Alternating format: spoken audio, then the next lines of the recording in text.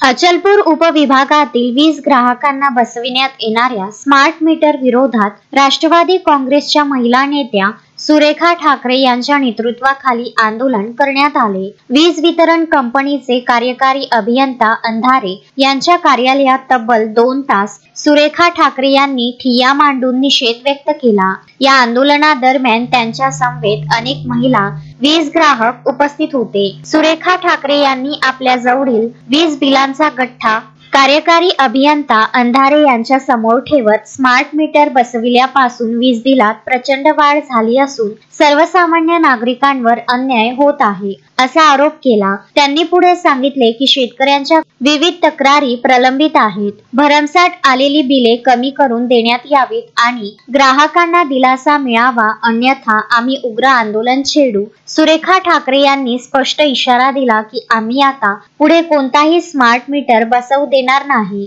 जर जबरदस्तीने बसविण्याचा प्रयत्न झाला तर जनतेचा संताप ओढवून घ्यावा लागेल। दरम्यान कार्यकारी अभियंता अंधारे यांनी आंदोलनकर्त्यांचे म्हणणे ऐकून घेत समस्यांचे निराकरण करण्याचे आश्वासन दिले। तथापि आंदोलनामुळे वीज विभागाच्या परिसरात काही काळ तणावाचे वातावरण निर्माण झाले होते। आमचे यांनी ज्या पद्धतीने हा विषय घ्या, आताच विषय नाही यांचा स्मार्ट मीटर, मला असं वाटतं की मार्च 8-9 महिने झाले आणि तेव्हापासून या लोकांचा विषय सुरू झाला।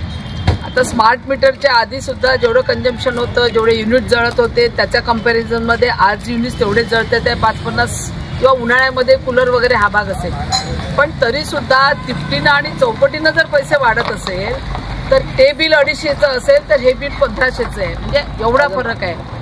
ते बिल 8000चं असेल तर हे बिल जवळपास मला वाटतं किती 15-16 हजाराचं आहे। काही काही बिल 25-26 अशा पद्धतीने बिल येतात आहे। त्याच्यामुळे साहजिकच जे वर्षानुवर्ष लोक बिल भरतात, ज्यांच्या घरी काही एकदमच काही त्यांनी फ्रीज कूलर सगळं काही एकदमच त्यांनी सगळं वापरलं नसेल ना, ह्या सगळ्या गोष्टी कामावर जाणाऱ्या माणसाचं सुद्धा त्या पटीनं बिल वाढलेलं आहे। त्याच्या घरी 2च लाईट आहे, 1च लाईट आहे। ह्या सगळ्या परिस्थितीमध्ये लोकांच्या जे नजरेमध्ये आलं आणि ज्या लोकांनी स्मार्ट मीटर लावू दिले नाही त्या लोकांच्या कुठल्याच अडचणी नाही, यांच्या कंपॅरिझनमध्ये त्या लोकांची बिल एकदम कमी आहे। मग आम्ही साहेबांना तेच म्हटलं की युनिट रेट वाढले का, तर टेक्निकली आज सुनील भाऊनी आमच्या तालुका सन्मान अध्यक्षांनी त्यांनी सगळं तपासलं। त्यांनी सांगितलं की त्याच्यामध्ये खूप काही रेटचा फरक नाही आहे, फार कमी रेटचा फरक आहे। मग अडचण कुठे आहे?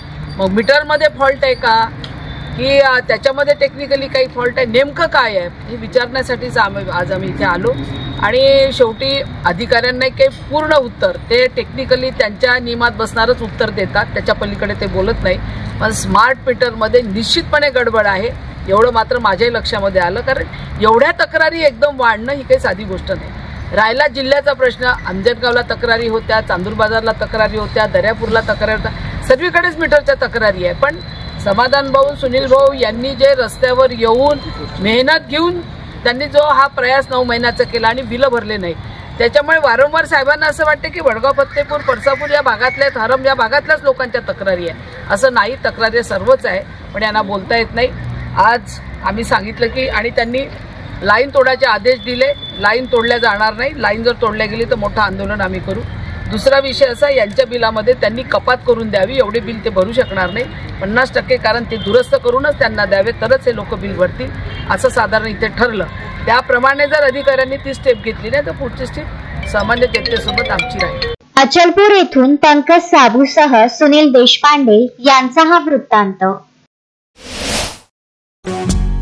श्रद्धा फैमिली शॉपिंग में जाएंगे हम सभी, साड़ियों की नई डिजाइन देखो यहीं से लाएंगे। श्रद्धा फैमिली शॉपिंग में जाएंगे हम सभी, लेडीज जेंट्स बच्चों की हर फैशन लाएंगे सभी। फैशन के सफर में आप भी आगे ही आगे बढ़ते चलिए, क्योंकि बिजीलैंड का सबसे बड़ा आलीशान भव्य showroom Shraddha family shopping and mall, Busyland complex, Nandgaon Peth, Amravati.